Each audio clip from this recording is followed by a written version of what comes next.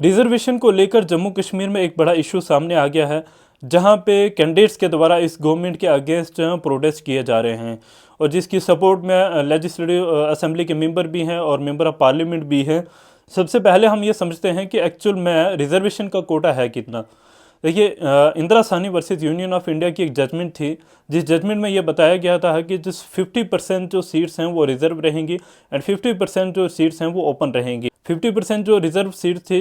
यानी कि एडमिशन्स के लिए और साथ में गवर्नमेंट जॉब के लिए, और 50% जो ओपन सीट्स थी उन स्टूडेंट के लिए, उन कैंडिडेट के लिए जिनके पास कोई भी कैटेगरी नहीं है या फिर जो किसी भी कैटेगरी को डिजर्व नहीं करते। ये प्रोसेस कंटिन्यू रहा। उसके बाद 103rd अमेंडमेंट जब कॉन्स्टिट्यूशन में की गई पार्लियामेंट के द्वारा, तो उसमें 10% एडिशनल कोटा जो है वो इकोनॉमिक वीकर सेक्शंस को दिया गया। जब 10% कोटा इकोनॉमिक वीकर सेक्शंस को पार्लियामेंट के द्वारा दिया गया और कॉन्स्टिट्यूशन में अमेंडमेंट की गई, तो इसी बात को फिर से चैलेंज किया गया सुप्रीम कोर्ट ऑफ इंडिया में, और सुप्रीम कोर्ट ऑफ इंडिया ने 2022 में अपनी जजमेंट दी, जिस जजमेंट में ये कहा कि जो 10% का कोटा दिया गया था पार्लियामेंट के द्वारा वो जेन्युइन है, उसे वैलिडेट किया, उसे अपहेल्ड किया, और उसके बाद ये कोटा जो है टोटल 59.50% पहुंच गया था। यानी कि शेड्यूल ट्राइब के लिए 7.5% कोटा है और शेड्यूल कास्ट के लिए 15% और ओबीसी के लिए 27% और ईडब्ल्यूएस का 10% है, यानी 59.50% जो है कोटा वो रिजर्व है।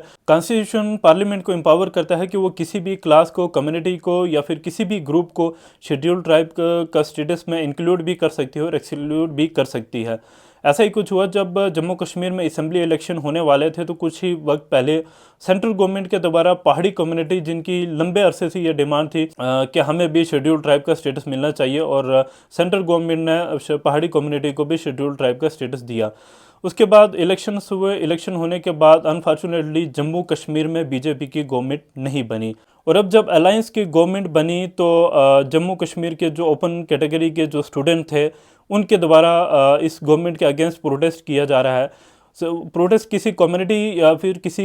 शेड्यूल ट्राइब या फिर शेड्यूल कास्ट के कैटेगरी को लेकर नहीं, बल्कि ये कहा जा रहा है कि ओपन जो कैटेगरी है उसका स्टेटस जो है वो मेंटेन किया जाए, और जिस एसओ के अकॉर्डिंग पहाड़ी कम्युनिटी को रिजर्वेशन दी गई थी उसे जम्मू कश्मीर हाई कोर्ट में चैलेंज किया गया स्टूडेंट्स के द्वारा, और साथ ही में प्रोटेस्ट भी किया गया है, और जम्मू कश्मीर के चीफ मिनिस्टर को भी कैंडिडेट्स के द्वारा रिप्रेजेंटेशन दी गई, और जम्मू कश्मीर के चीफ मिनिस्टर उमर अब्दुल्ला ने एश्योर किया कि विद इन 6 मंथ जो हम इस रिजर्वेशन इश्यू को, इस रिजर्वेशन पॉलिसी को हम एक्सरसाइज करके इसे रिवाइज करेंगे। अब मेरा ओपिनियन जहाँ तक ये है कि या तो इस शेड्यूल ट्राइब का जो स्टेटस दिया गया था 10%, या फिर इससे कम कर 5 to 6% कर सकता है ये गवर्नमेंट, या फिर ST1 और ST2 को मर्ज कर सकती है। आपका ओपिनियन क्या है? आपने कमेंट बॉक्स में ज़रूर बताएं।